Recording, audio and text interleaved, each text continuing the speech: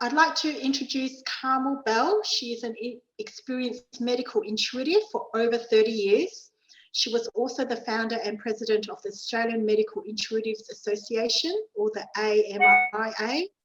She had her first near-death experience at the age of 4. From then on, she saw energy around people and objects, but was not aware that this was unusual. Carmel had first-hand experiences of suffering from burns, cardiac arrest, heart issues, and other medical complications from which she had learnt to heal herself with Metatronic energy. In another part of her life, she managed a high-end fashion and bespoke company and ran a cocktail lounge in a nightclub. She resides in Melbourne, Victoria, Australia, and she will talk to you about the side effects of dying and coming back to life. So please welcome Carmel. Thanks. Now, I'm on? Yeah. Okay. Yes. Beautiful. Thanks, Joyce. Lovely to see you. That's right. Okay. Yeah, you too. No one has an NDE for no reason. It is up to you, the NDE, to find the reason. How do you do that? By becoming a detective in your own life. Now, my father, who has just recently died, had a number of NDEs like me. Between his first and his last, which led to his death, my father discovered that he loved life, his family, and exploring. He became a psychotherapist when he started out in life as an intelligence officer, or as we know them, spies. Then a pharmacist. Somewhere in the midst of all that, he discovered he had a terminal disease, but he outlived his oncologist by more than 30 years and died a peaceful man surrounded by family who loved him immensely, of which I am one. He taught all of us that it is possible to change and that sometimes the simplest of things, the sweetest of moments, mean the most. That forgiveness is what really matters, letting go of what is holding you down. That being frightened didn't mean you could not walk away or could walk away. And above all, trust yourself and God. And for those who are unfamiliar with me, my last near-death experience was for about an hour, and I do have residual brain damage, so I do have to read what I wrote. Prior to dying, I didn't have to. I have a history of arguing with God and priests in particular, for many reasons, but chief to them all was the insistence that I called God Father. I prefer to be on a first name basis, and I had a father. On one of the darkest days of my life, when I sat alone crying, he came and sat next to me, held my hand and sighed gently. That was the sum total of our conversation, and that was all I needed. I knew he had heard me and that it was from my heart to his ears, to God. We don't need priests so much as we need people who can sit with us and listen, even if you aren't speaking. God put us on earth to have a human life, not to try to be spiritual, for we already are. He wanted us to feel humanity, and this is what I learned in heaven. A great human is a strong human, a kind human, a fierce human, and a protector of those who cannot defend themselves. Humans speak too much and listen far too little. In the silence is where the messages are hidden. God speaks in silence, in the wind, in the rain, in the tears. Humans who listen hear that, and they will hear when your heart and soul are in pain. My whole life has been directed by my NDEs, and I admit that I am a slow learner. You do not have to die to realise that you need to change. The entire purpose behind my NDEs was to make me into a medical intuitive and to train me by giving me conditions that are considered traditionally unfixable. If I wanted to live, I had to find a way to fix them. Having died 4 times, it is fair to say that I've had a bit of experience with the side effects. And having that many experiences, I have been able to stand back, review my life to see most of the effects I have incurred. I don't claim to see them all, but I hope I spotted two major ones. One truth for me that I live by now is that everything that happens in your life from the moment you are revived is a side effect. Once you have an NDE, your life from that moment forward is a side effect, and a very loud message as well. But you will miss the message if you are too loud.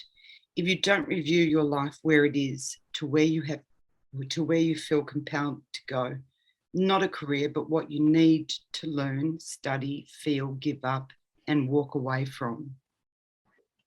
You will lose people too in this process. About 85% of marriages, legal or otherwise, end after an NDE. But if a person was meant to stay in your life, they will stay. The people who did not know you very well and were an impediment to your life will walk away. So an NDE is a message sent from heaven. To explain the side effects, I will briefly talk about each prior death and how they colluded to add up to my life today. So, my first death was in July 1966 when I was 4 years old, or 4.5 years of age. I woke early in the morning and, unable to return to sleep, I got up to do some housework. I enjoy housework and my mother didn't. Because it was cold, I turned on a little radiator despite having been told that I must never touch this thing. I have a habit of doing precisely what I'm told not to do, and that has never changed. Typical of that time, the radiator had very little protection to stop things falling into it. And as I just recently had a hernia operation, I was wearing a wafty nightgown, not pajamas as I usually wear. The doctor didn't want any pressure put onto my abdomen, so had requested that I wear nightgowns while my wound was healing. My nightgown swung into the heater, and when I actually realised that my legs were hurting and something was burning, I looked down to find that my nightgown was well ablaze. And I did what any 4-year-old who hadn't been taught to stop, drop and roll. I ran. My father woke up, noticed a light on further up the house, then realised with horror that the light was flickering like flames. He leapt out of bed and ran, finding me on the floor burning. By then, the small flames were over most of me and just starting to melt a nylon scarf that I'd tied around my head to hold my hair back. He beat out the flames with his hands, wrapped me in a blanket, patted me rather firmly all over, and then carried me to his car.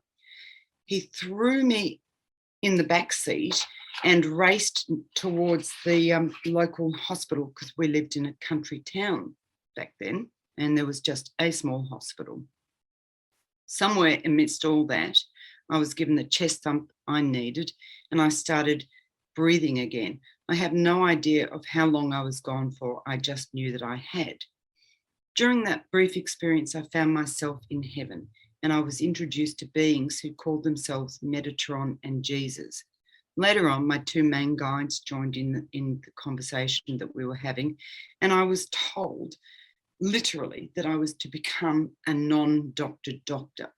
They knew that I actually did want to be a medical doctor, and they told me that I could not become that if I was to follow my path. I lived in a family that had a very strong medical ethos. Most of our family friends were doctors, as was my godfather, or pharmacists, as was my father.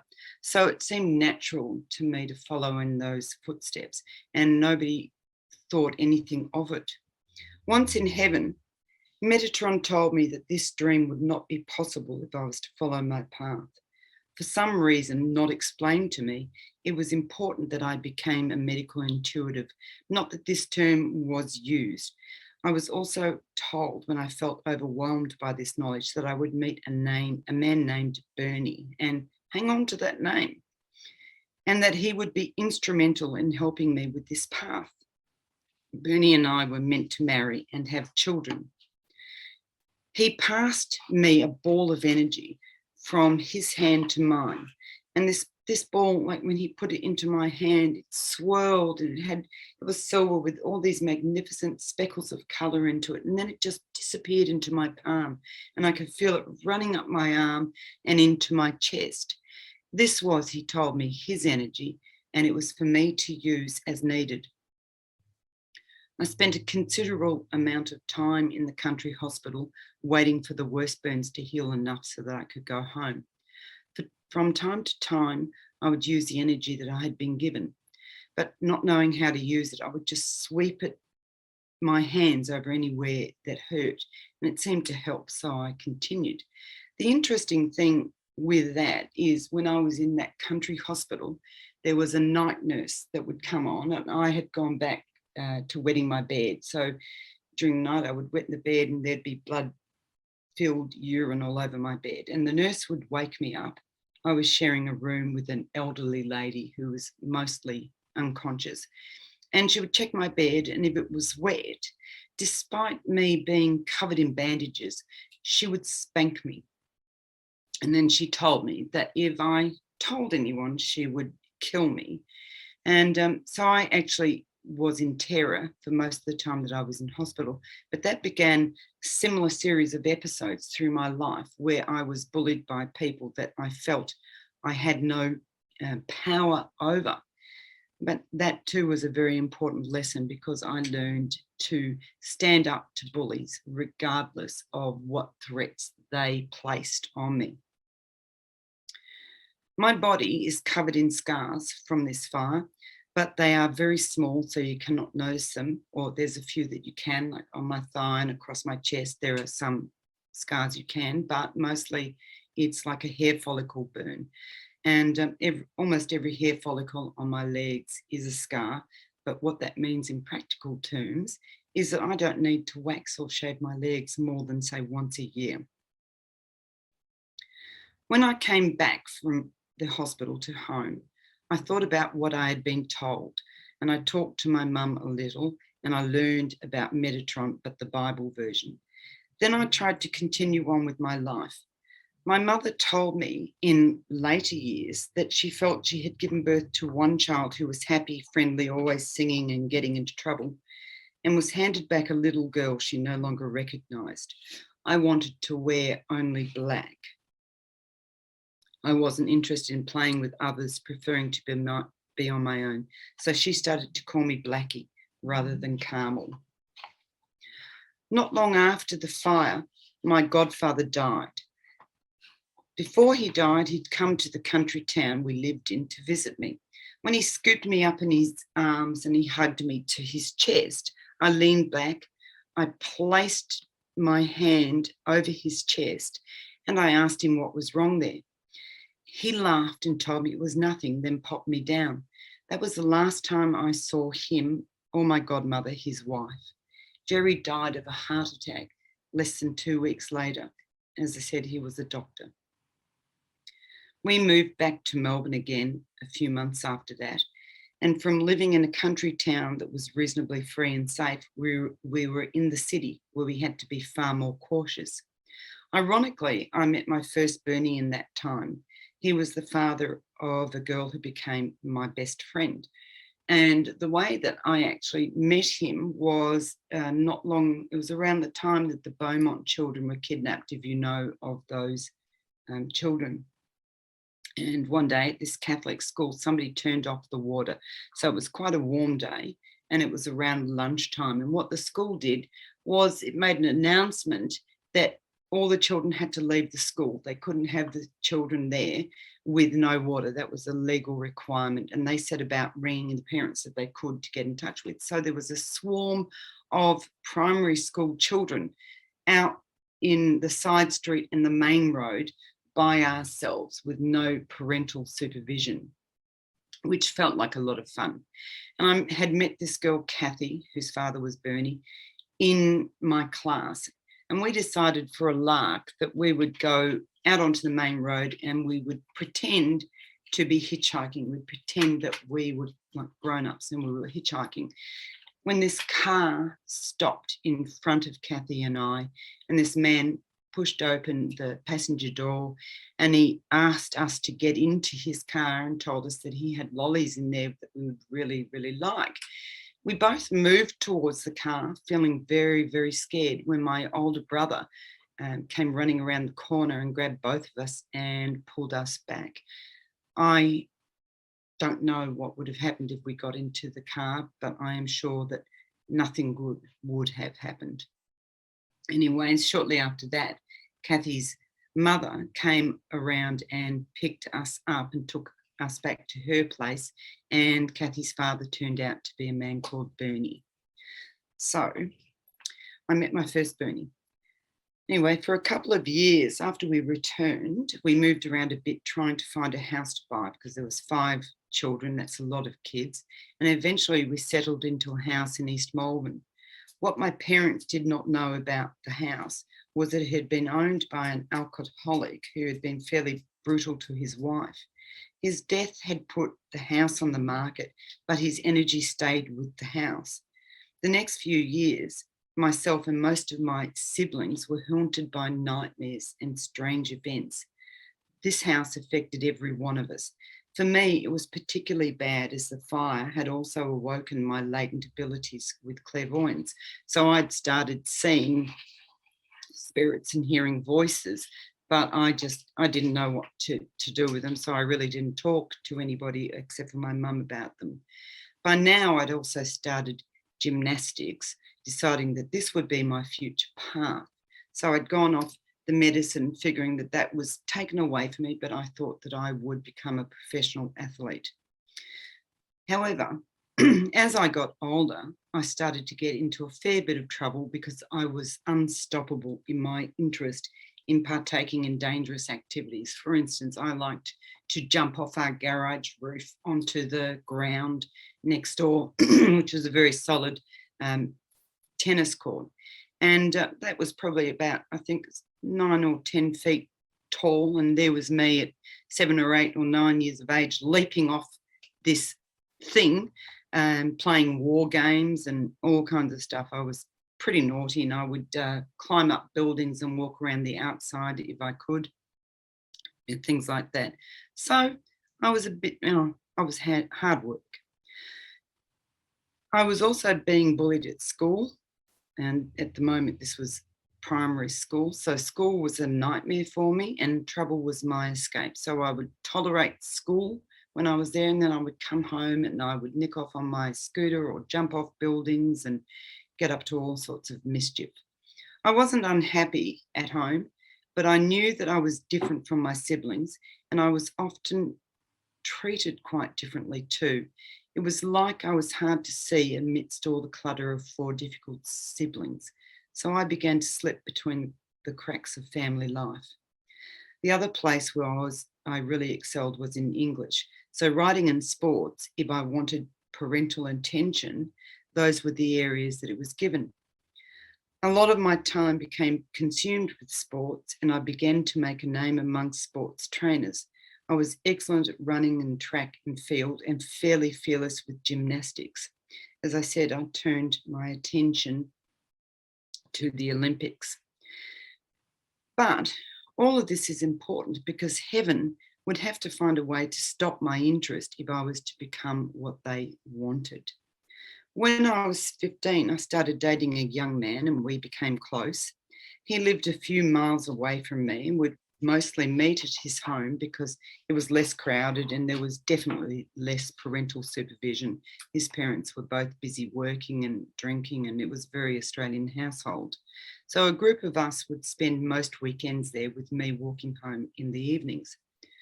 One weekend it became later than I realised, and I had to run home because obviously I had a curfew.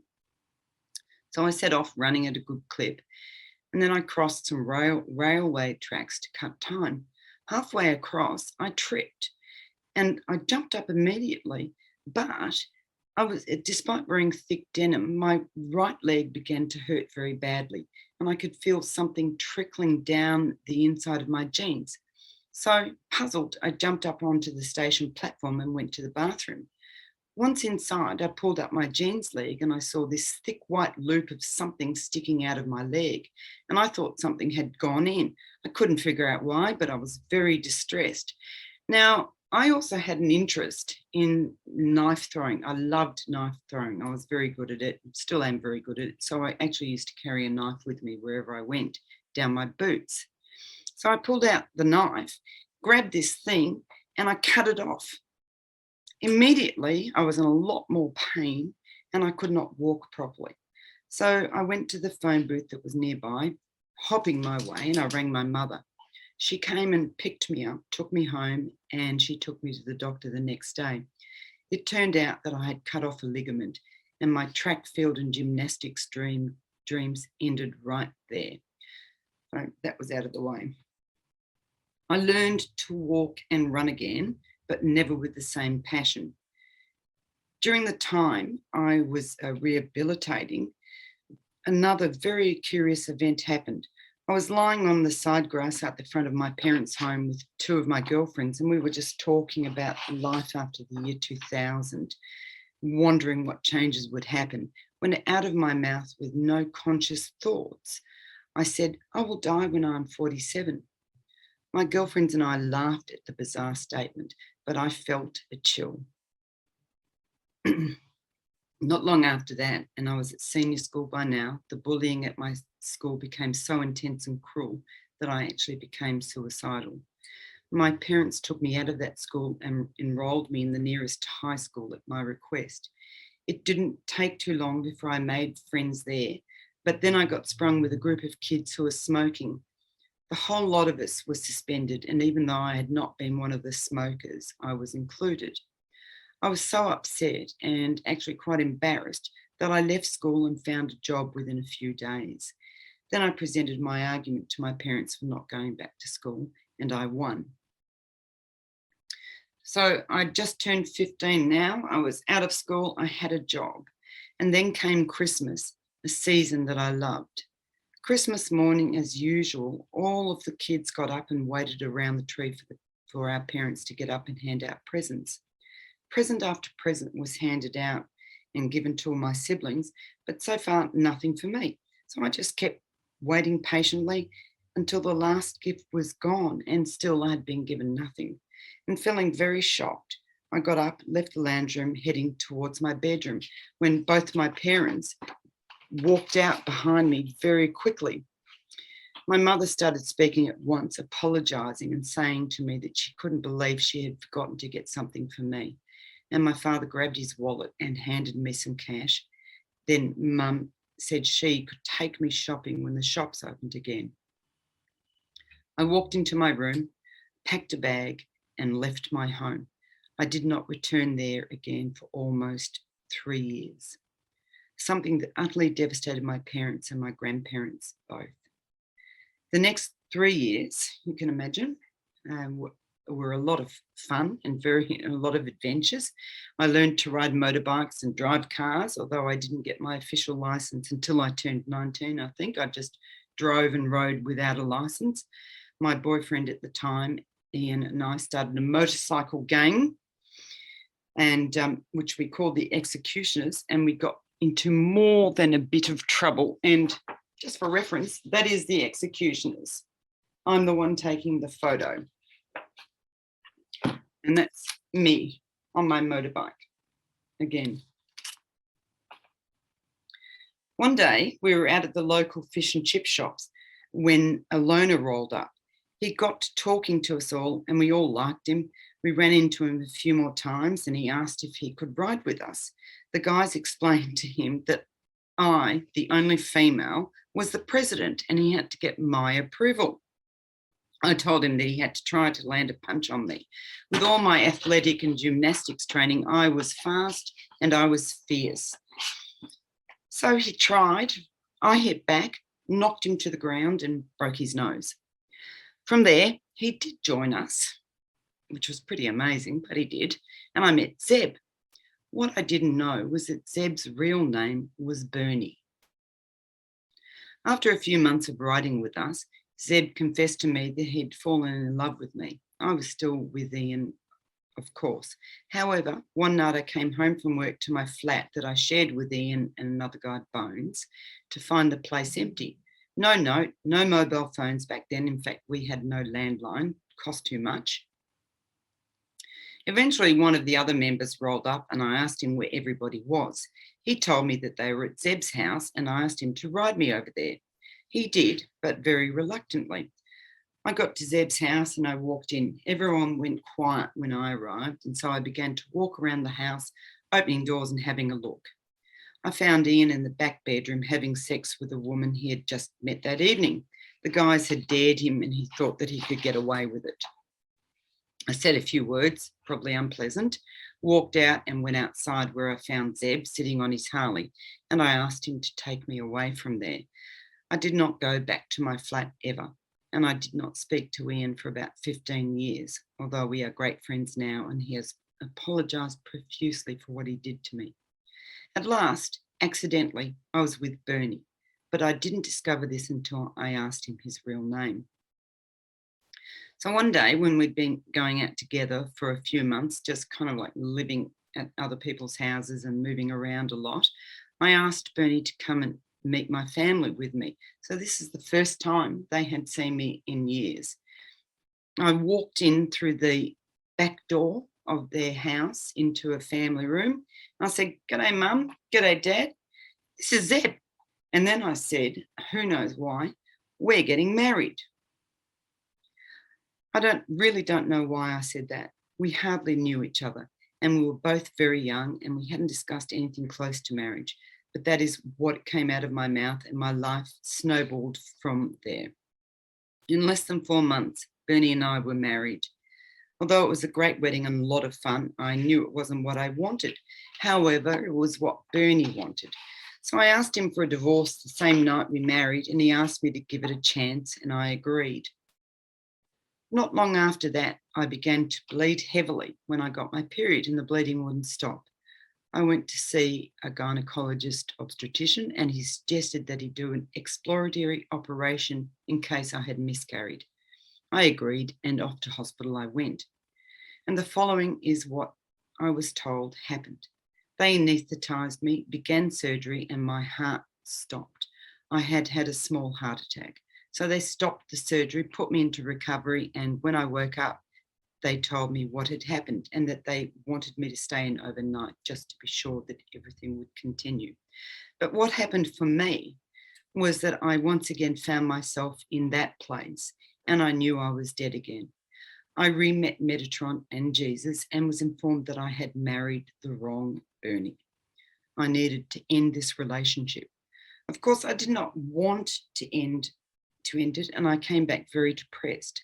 Not long after that, I found out that I was pregnant and my first son was born. However, before my son was born, Bernie got involved in some mischief that I won't talk about, but it went too far and a bunch of mates of him and his mates ended up burning down an empty house and I was at home 8 months pregnant. However, I think that was a Saturday night, but on the Monday morning, my front door was kicked in by a lot of police and I was taken to a police station where I was held for about 10 hours being interviewed. I knew that this would end my marriage sooner or later, and I was horrified because I was a fun larrikin, but I never did anything that would harm another in a devastating way, unless I got in a fight, I suppose. And needless to say, that was incredibly traumatic for me. My son was born and Bernie and I moved to the country. After we had been there for about a year, Bernie had a brief affair with someone, and when I found out, I packed my son and some clothes for us both and left the marriage. It took me 14 years to actually divorce Bernie, and when I finally did, he came to court with me and asked me to marry him again. And that was one of the worst days of my life. However, the universe was still on the hunt to find the real Bernie. I eventually met another man, we dated, we got engaged, then we moved in together. By that time, I had started a fashion design and creation business that was doing very well. I was making hand knit jumpers for George's that was open then, and I had clients all around the world designing clothes for them. I did another number of band costumes, and was also making men's clothing and lingerie. So I was earning a good living, and I was doing well enough to employ people to help me. One day, my guides, who I could hear but not control when we spoke, told me to go look at the local paper. And so I did. I walked outside, grabbed the local paper, and while I was walking inside, I just flicked it open and landed on a page that was full of those ads. One of the ads was for a school of massage, and I had absolutely no interest in massage. I'd never had a massage, and I really wasn't that fond of being touched due to the pain with touch I had learnt through the fire. But I felt compelled, so I contacted the school. I enrolled, and I attended the first orientation class the same night. Now, I went up to the front of the room, into the furthest corner, and I sat there quietly, minding my own business while I was waiting for the rest of the students to come in, when my guide spoke again. "Turn around," the voice said. I did. "He's here." I spotted a man just as he seemed to spot me. And as toy as it sounds, our eyes locked, and I knew Bernie had arrived. We became excellent friends. Both of us were otherwise committed. He was married and I was engaged. So despite acknowledging that there was a real frisson between us, we took no action. I fell accidentally pregnant. And when I told my fiance I was pregnant, he flipped out and started threatening to kill me if I did not have an abortion. Now, this is a man who was just over 2 meters tall and about this wide. He was big and he was strong. And I was pretty scared, in truth. And I refused and I left. I just packed up my bags, grabbed my son and went. So I continued the pregnancy on my own, busy looking after my son, managing my business and trying to get on with a life that felt otherwise completely ruined. I had lost contact with B2, as I called him, and considered that to be a dead loss now. The day came that I was going to give birth. I went to hospital in labour and I settled into wait. Just as my son was about to be born, I started to bleed again uncontrollably. At the same time, my son was born dead. The nursing staff took him away immediately and set about reviving him, whilst the other staff tried to stave my bleeding. I heard the nurses talking, calling out my son's APGAR score as they went. Finally, they came back and told me that he was alive and breathing, but had cerebral palsy. I started crying as they wheeled me to the theatre, and once again, there I was in that place. You have a choice, I was told. You can continue on this path and we will help you to use this energy, or you can live a normal life, but this is what it will be like. They showed me a life where I would be bored, unsatisfied and quite disconnected. I would feel no peace, no satisfaction. Then the life they wanted for me was shown, and it would also be hard, but I would help a lot of people and I would feel content. To me, there was no choice. I chose their life, but I cried. About a week later, I was sent home from hospital with my son. I had received 6 units of whole blood, plus additional IV fluids, before they would allow me to go home.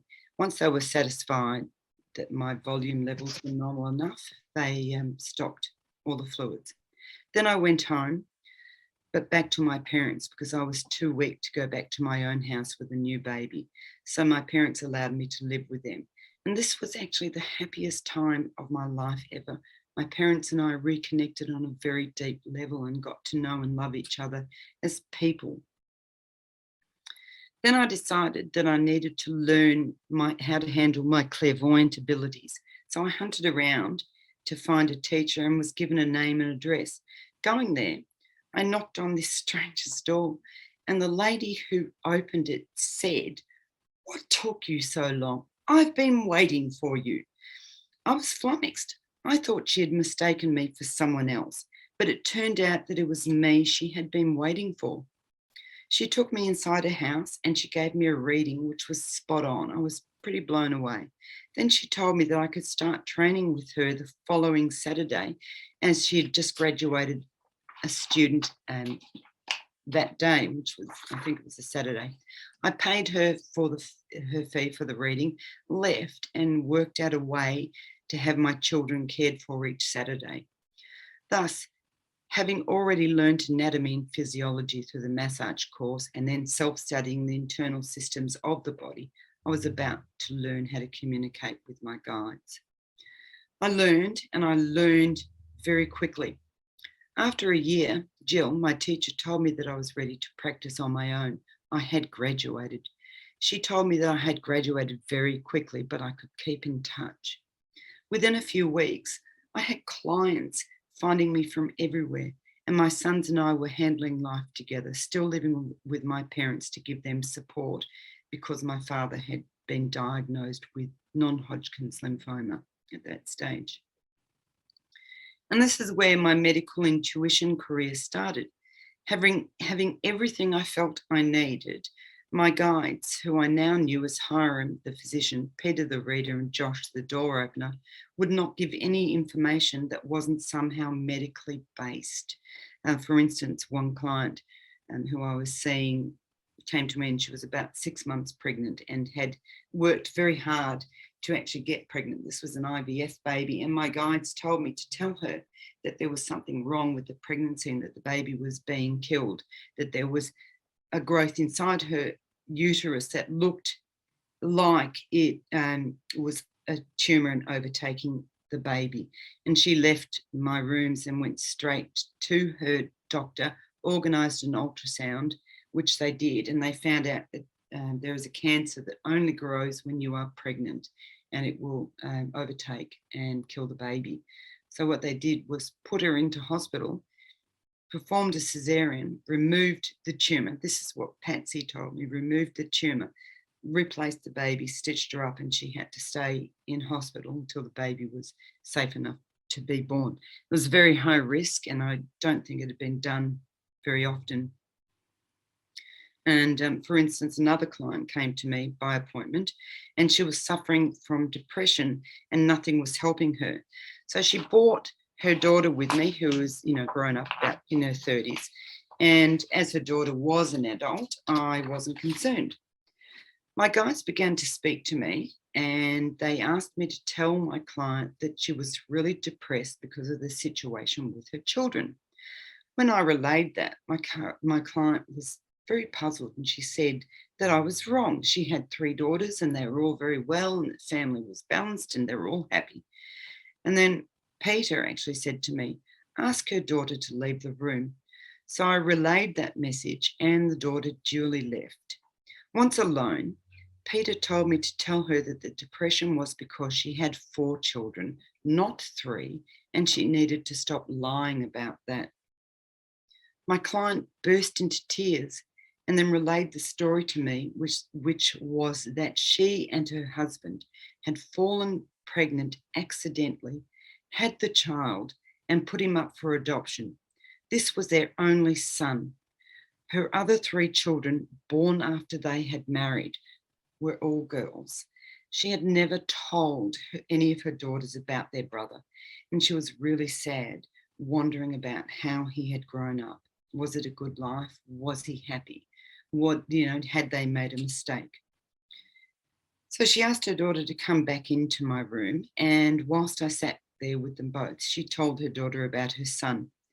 With them both crying now, I ushered them out and sent them home. My job was done. It was after that that I decided that I needed to actually learn counselling skills, so I did.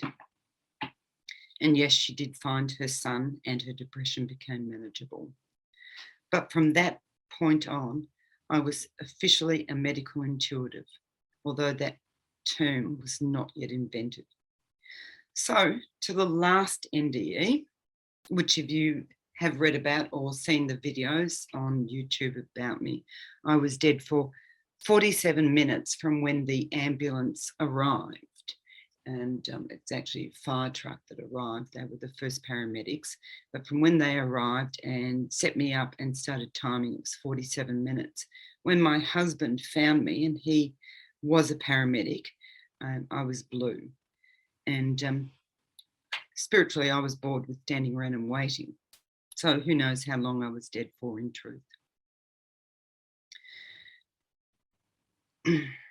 But to the last NDE, how that came to be was when I was about 40, after my fourth child, a daughter, was born, I began to ail. My body was struggling, and when I did a session on myself, I could see a tumour in my brain.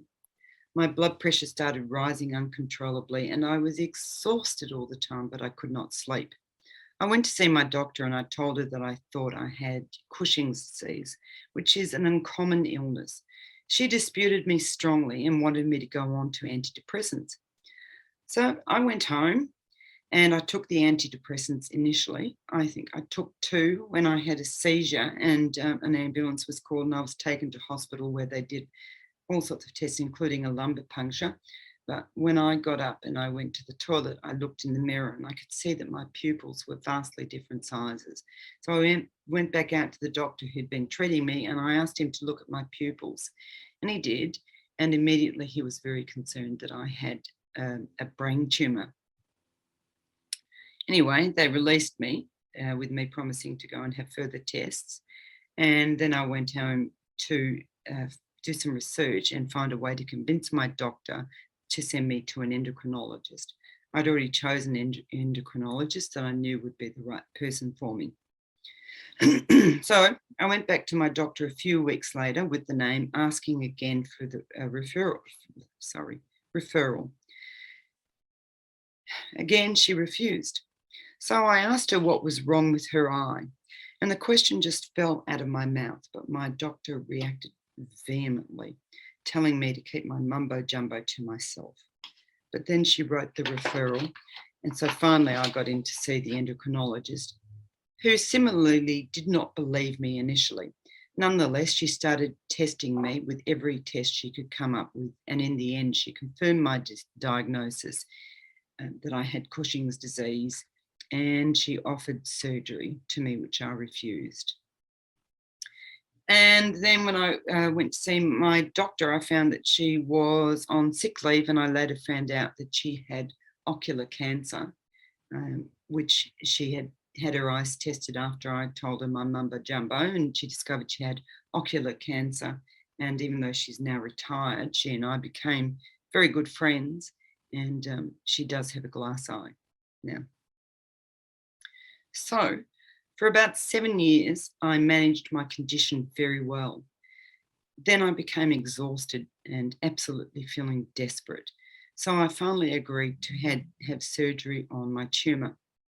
The surgery failed in its first attempt. So, you wait 6 months and you have further tests, and I did that. And the cortisol levels were raised, so it failed. So a second surgery was undertaken. Again, it failed. So with no further option, I still had Cushing's.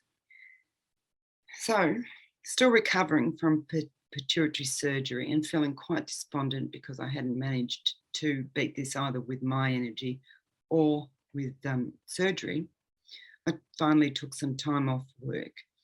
At this stage, I was seeing probably about 28 clients a week, and my books were about 16 weeks booked out in advance. And I knew that this was going to really cause problems for me, but I needed a good few weeks off at least. I'd also started the College of Medical Intuition, and I'd done this in case I couldn't save myself, wanting to make sure that I passed on this work and the energy to the world. So my first group of participants in the college had graduated, and the next intake was already full. So I was under the pump to get up to speed very quickly. At the end of my break, I think, I died on it was a Saturday or Sunday morning, and I was due to start work on Tuesday. And at the end of my break, literally 3 days before my business started up again, I attended a wedding. And whilst I was getting ready to go, I looked in the mirror whilst I put on my makeup, and all I could see when I looked in this mirror was death in my eyes. That was all I could see. And I knew that I would die that night. So I told Bernie, and he comforted me. darling, I'm going to die tonight. So if you get woken up, please pay attention, kind of thing. We had a great time at the wedding. We came home and we went to bed as usual. The next thing that I was aware of was that I was standing up in my bedroom staring at my own body. This time I was not critically ill when I died. I was, however, 47 by now. My heart had simply become stuck for reasons unknown, and I had died quietly. I was not under anesthesia, nor was I in pain. There was no mental disassociation. I'd simply gone to bed and fallen asleep and then died. So when I came awake, I was standing next to my bed, quite literally sleeping on my feet. And it was me nearly falling over in spirit that finally woke me. I realised that the world felt like it was gently rocking too, just as it might feel to anyone who woke in the middle of the night, busting to go to the toilet. Absolutely exhausted, you might stumble to the toilet and then hop back into bed. I thought to myself, perhaps I am just dreaming. Perhaps this is an illusion, although it did not feel like an illusion. So I thought that I would try to get back into my body.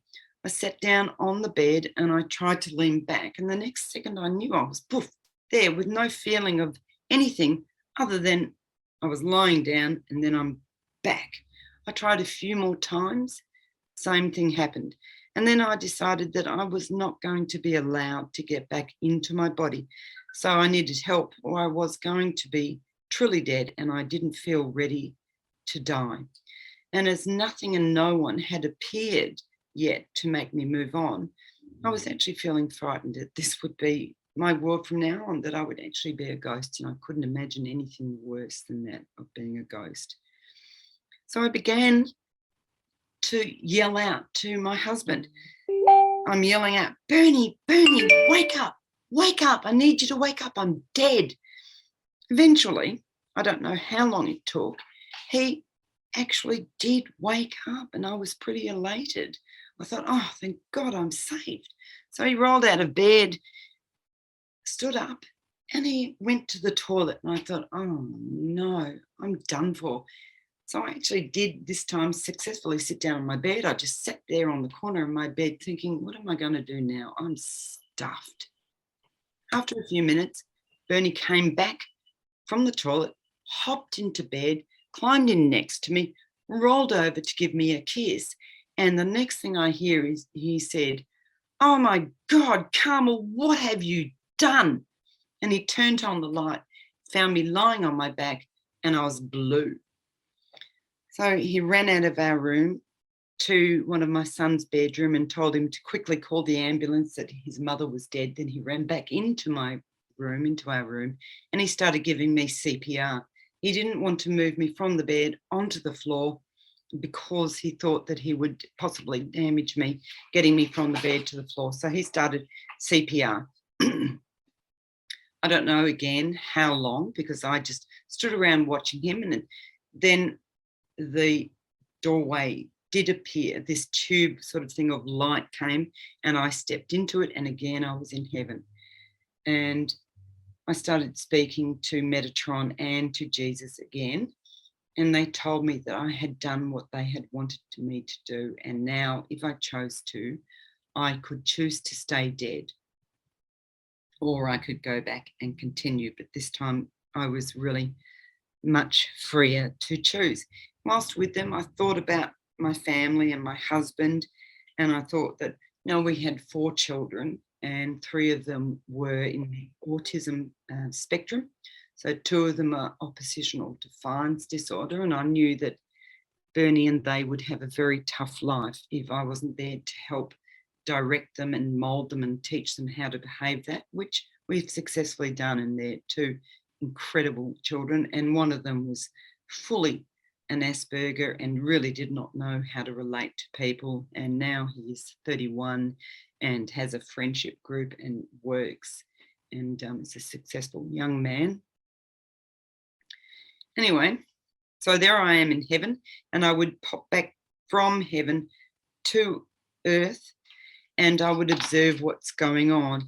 And finally, after the conversation I had with Jesus and Metatron, where I told them I would like to try and continue this work, they said to me, if you don't go back now, it will be too late. We won't be able to heal your brain. So I came back into my room, and before I got into my body, or actually tried, I observed the scene, and I saw that my bed had been pushed out of the way and I was lying on the floor, and that there were, and I think there was about 8 or 9 people standing in my room. A couple were genuine ambulance officers, but the rest were firemen. And I watched as they gave me another shock and then 2 more shots of adrenaline. And finally, one of them, Glenn, I think his name was, called out that he was going to stop. It was too late. So I slipped back into my body, and then I took a breath as deeply as I could, and they all sat back in shock and went, oh, she's alive. What happened? So from there, they took me to hospital where I was in a coma, which was another interesting experience I never, ever, ever want to go through again, I must say. And from there, I really do not know what to tell you, because the journey really was learning how to be comfortable with being a near-deather again, and looking at the patterns of my life, where I found that from when I died at 4 and being told that I would be this non-doctored doctor, heaven has manipulated my life to the point where I left home. And earlier on, my grandparents had tried to adopt me, and in fact had taken me, and my father drove over, picked me up and took them away and told them that they would never get me, that I belonged to his family. And so I spent a lot of time with them, but I didn't live with them. But I left home at 15, which was a very stupid age, and I'd learnt to be tough by joining the motorcycle gang. So I was pretty much immune to people challenging me or disbelieving me. And then I learned how to heal my body so that I can walk again, and so that my brain damage is healed, and that the fire damage is quite minimal, and how to, I guess, get blood being created in my body quite quickly. I don't even know all the lessons I've learned. And I did do a counselling course, a very brief counselling course too, so that I would be able to help people if I triggered them. My life as a medical intuitive is the only thing that has ever given me peace in this life. It's actually a very emotional thing for me. It's a very emotional thing for me to talk about, because I don't know if I have ever been allowed to be me. Anyway, that's all I've got to say. So if anybody would like to save me by asking questions, I would deeply appreciate it. Thank you.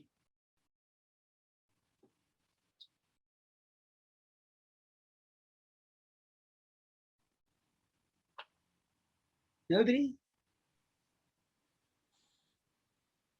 If I begin to cry, please don't be worried. As I said, this is actually incredibly emotional to me. It is actually a very hard story to relay. Can I ask you a question? Or do you Sure. need some time? Yeah, no, ask your question, please. You've seen the 2 speakers we had before. Yeah. Talking about healing, and William Benson said that he did healing, and John Weber spoke about how he sort of facilitated people's crises. Your past lives. Do you see yourself as a healer? I am. The work that you're doing, do you get sort of like a direct effect of something sort of paranormal, parapsychological going on? Do I heal other people? Yes. Yeah. Yes, I do. And not just in a consultative way, but do you think there's something more? Yeah. Moving across between 2 souls, as it were. Yes, I do. I do. And I also find that people are drawn to me. They don't know me from it, but even if I go out in a crowd, people will come up to me and talk to me. And same with animals. For instance, my cat, who's 19, has oral cancer, and I've been working on him, and he's gone from the vet saying no hope, let's put him down, to now he's living on painkiller, and I hope to completely reduce his cancer. Thank you. Well, I wanted to just say that was a really touching story, and it was so raw and vulnerable, and you've had such a colourful life. It's really fascinating. Yeah, it has been very it is very challenging for me to talk about. I actually deeply appreciate that you've given me an opportunity to talk about it. This is the first time I've got through one of these talks without bursting into hugely embarrassing, wails of tears. Thank you. Oh, no, I loved it. I've got a question. I'm wondering, do you know why you were drawn to dangerous things? And Yes, I do know why I was drawn to dangerous things, and believe you me, I'm a lunatic, and because I had to have no fear, and for a long time I literally, I'm actually diagnosed Asperger and oppositional defiance disorder too. And only this last near-death experience has changed that in me. But before that, you couldn't stop me. You literally couldn't stop me. Anybody challenged me, I'd just front in, and people would say, stick your hand into the fire. I would. I just didn't give a damn about anything, jump off things. I don't know. I don't believe that anybody who is timid and is afraid would be able to do what I do. As everybody, even if they're a psychiatrist or a psychologist or anybody in this, in the mental health profession, to even admit that you understand that there is life after death is hugely challenging. My older brother is a professor of neuropsychology, and he says to me, don't tell people that we're related.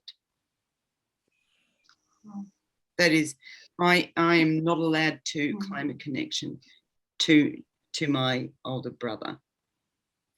And as a psychologist, my mother is the only psychologist that I actually refer clients to, because she's the only one who knows about this and is comfortable with it, although I may have found another couple today. Mightn't I? Yeah.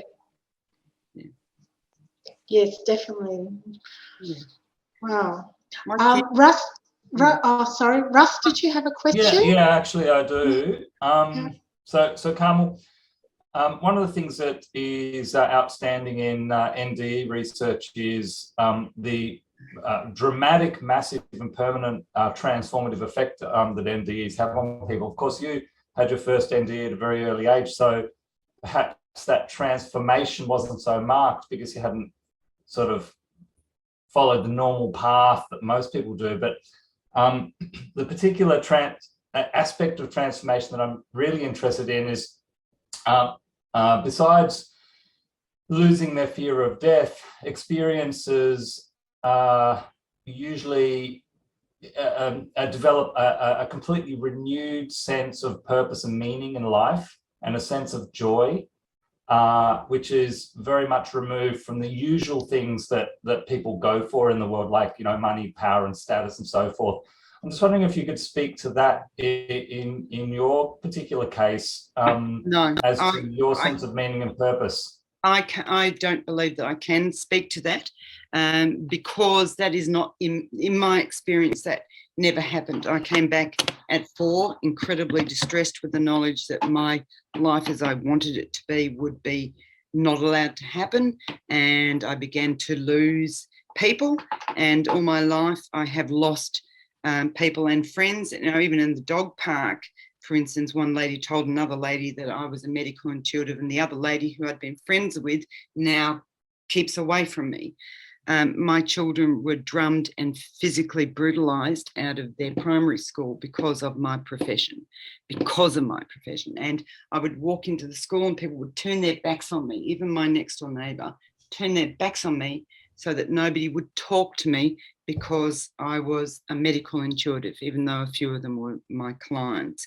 When I died, not long after I married, I lost a lot of friends that I had made and retained at schools.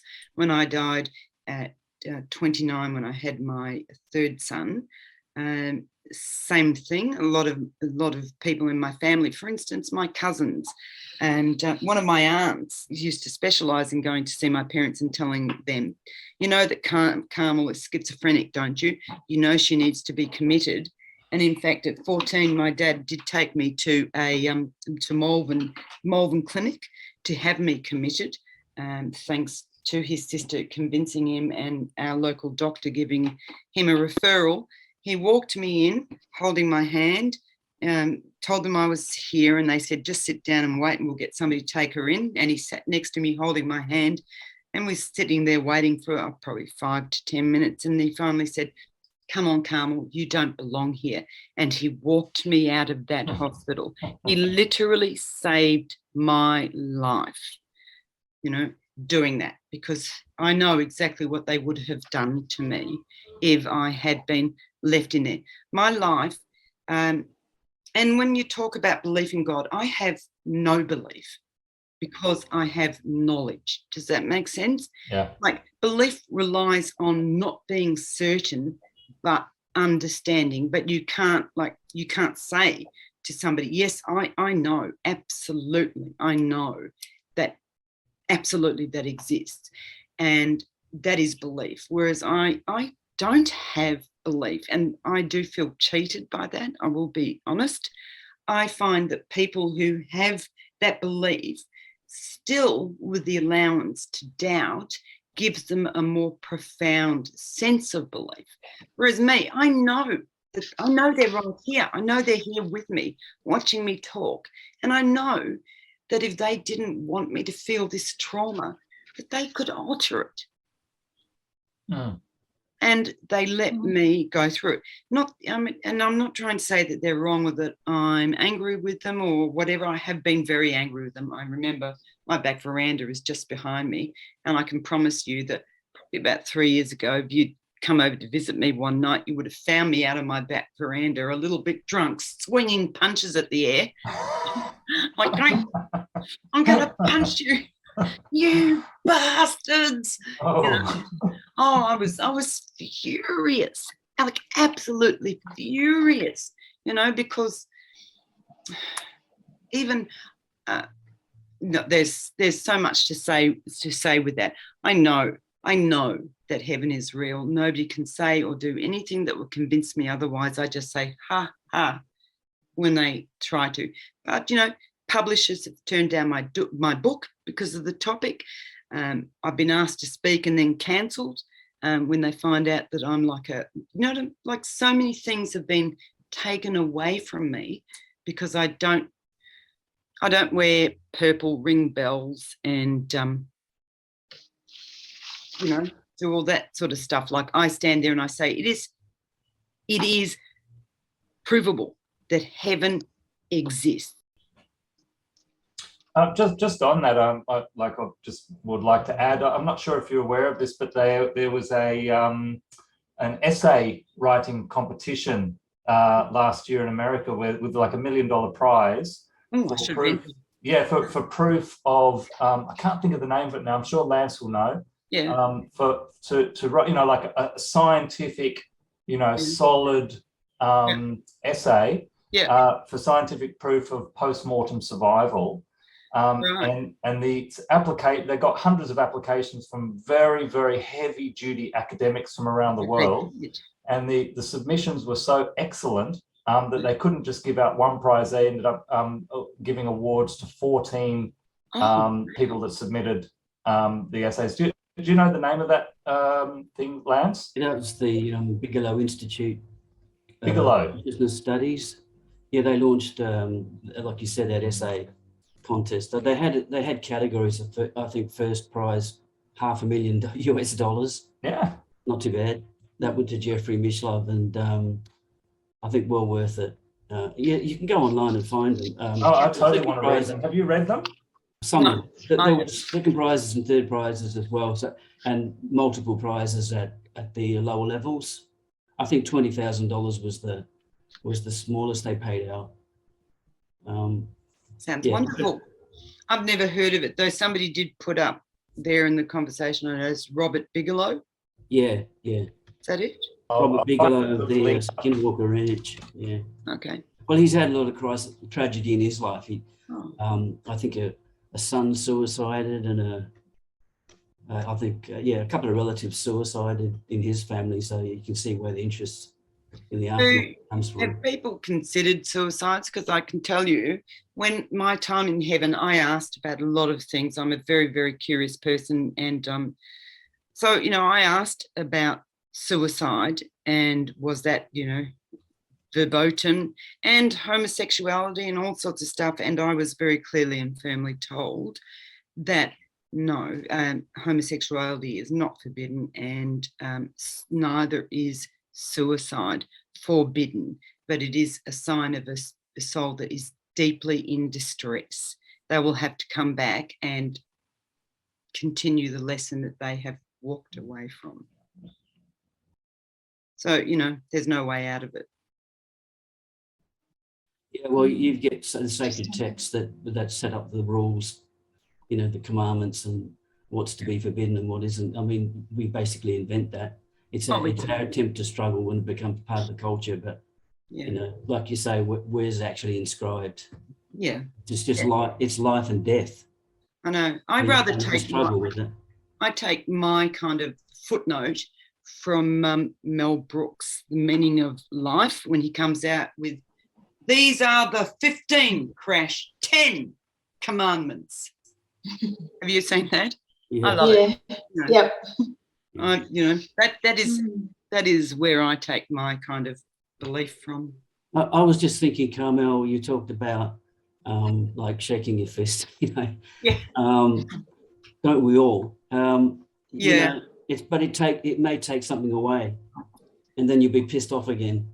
If you could have your life the way you think it should be, you may lose something.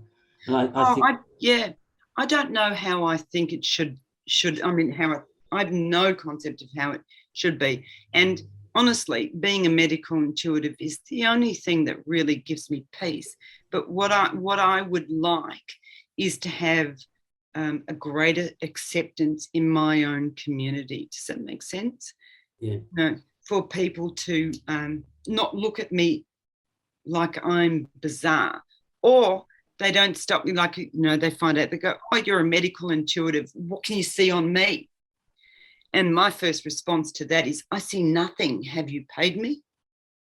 Yeah. I think a lot of people that are responding to you are psychic and don't even realize it. Yeah. And it's more about them than you. Yeah. I know. Afraid of something, or afraid of dealing, or afraid of confronting something they don't like about themselves, and so you're a threat. Yeah, I'm comfortable with that now. But like when you're, say, 15 or 20 or whatever, it's really, really tough. Really tough. Yeah. I don't train people. When I train people, I don't train people who are unduly young, because it is really tough to go out in the world and do what I do without being hurt if you aren't solid in what you are.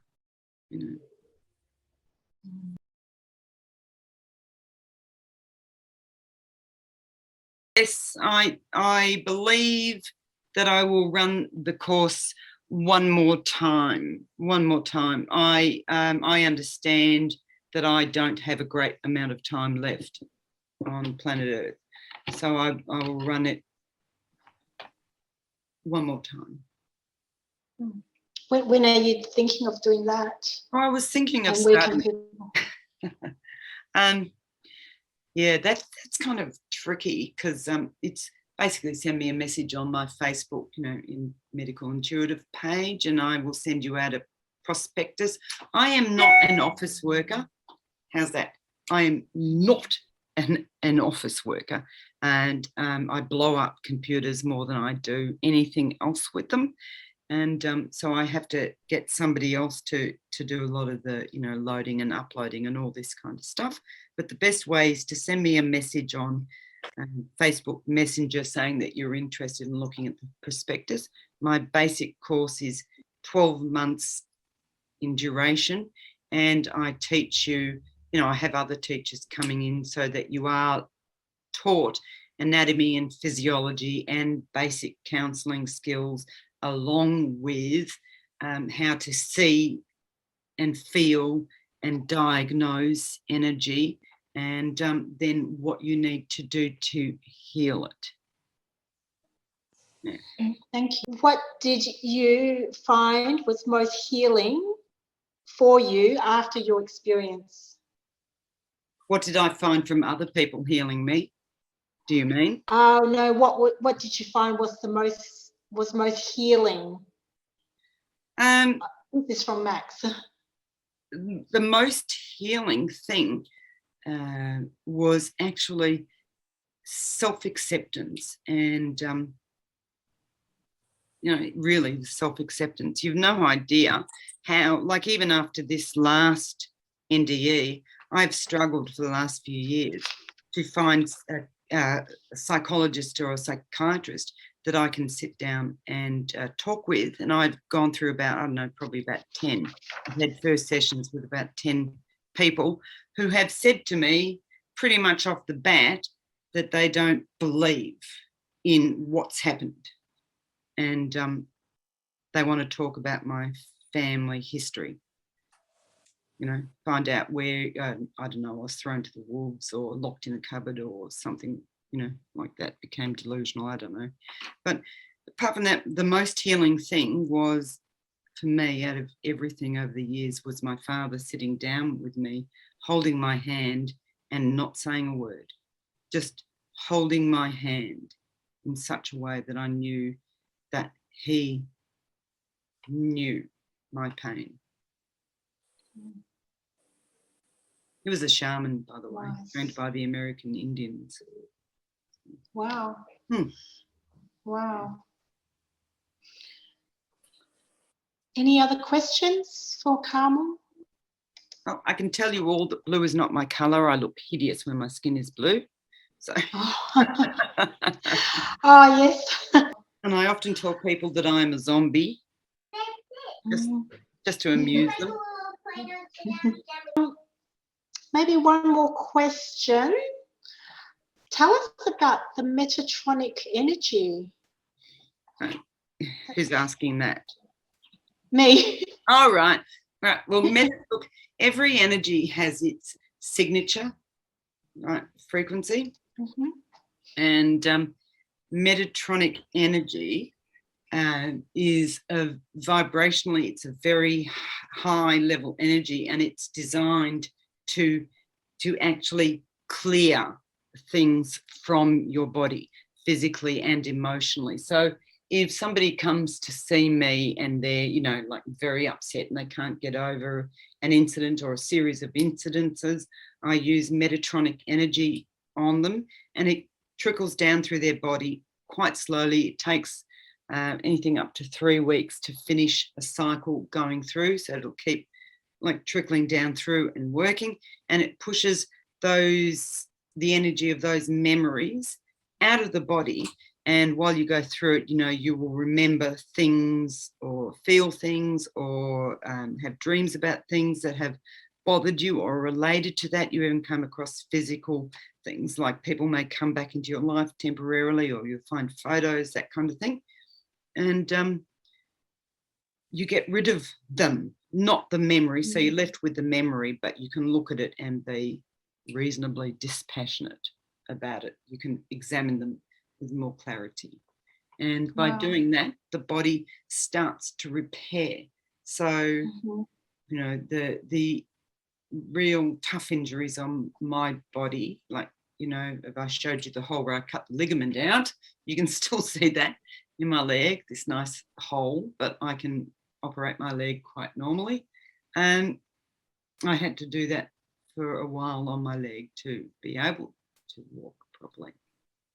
And I did learn to do cartwheels and handstands and backflips and hang off things again. Mm-hmm. Yeah.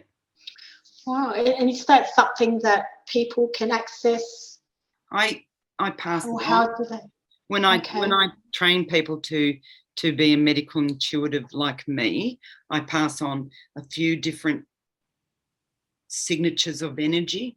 So like I pass on bioenergy, which is like bacon and eggs, for instance. So you're feeling very tired, you just put some bacon and eggs into you, as it were, and that will revitalize your body.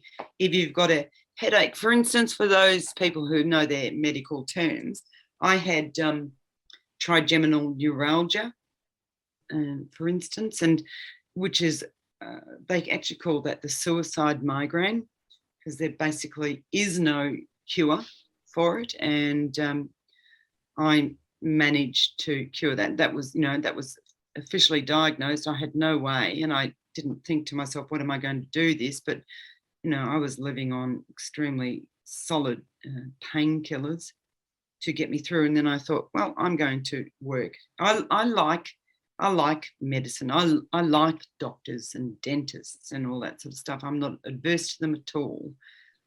So, for instance, I'll go off and have a vaccine or, whatever, take Panadol if I get a headache. And if it doesn't work, I'll use energy. Or if it's something I know they can't do anything with, I'll use energy. Great. Thank you, Carmel. Really, really enjoyed your story, your talk, and just really revealing such personal life. Events in your life. It's really wow, the characters in your life as well. And some of them have certainly been fascinating characters. Yeah, wonderful. I hope that in the near future or the future we can be more accepting. Yeah. And yeah, especially of the psychic phenomena and the healing. It's getting more and more proven and known. So I'm sure we will. Mm-hmm. It's just, it is a threatening ability, isn't it? To people who don't understand it. And the idea that somebody could walk close to you, or not even close, and pick up things that you're feeling or doing or whatever is quite frightening, yes. But if somebody is doing that without your permission, they are actually being, immoral. You shouldn't read another person without their permission. And, it's pretty rude. Like, it's like picking up their diary and reading that and going, yeah, great, found out these secrets. That's a no-no. Mm. And but it is, the energetic healing is also getting more research. So that's good. Yes, yeah, I'm hopeful. Yeah. Well, thank you, and thank you for all the work you do as well. I'm sure the many people you've helped really appreciate it. And for forging this, new, old, ancient. Yeah. Anyway, thank you again, Carmel. We have come to the close of this conference, and I really want to thank you, Carmel, and all the other speakers, Bill Bengston, John Webber, as well. And I want to thank Lance for helping me and Rob for helping me organise this conference. Also to all you people for joining us. Without you, we wouldn't have a conference. So thank you so much for your passion in this area. I hope to have more and more as time goes on. That would be great, Joyce. Really good. Yeah. So my summary, I like to do a bit of a summary, is that set your intention and you can store the healing in cotton and water. We are one soul with many lives, and we can heal by releasing trauma, perhaps from some of our past lives as well. And also there's life after life, and we are not alone, and to be more compassionate and self-accepting, no matter how different we are, and to other people as well. Yep. I think we really need that. And connection, you know, this is all about connection. Everything's connected. We're connected. We are all connected. We're connected to the super consciousness and to nature all around us. So that's Yes, what I we got are. from it. Yep. Yeah.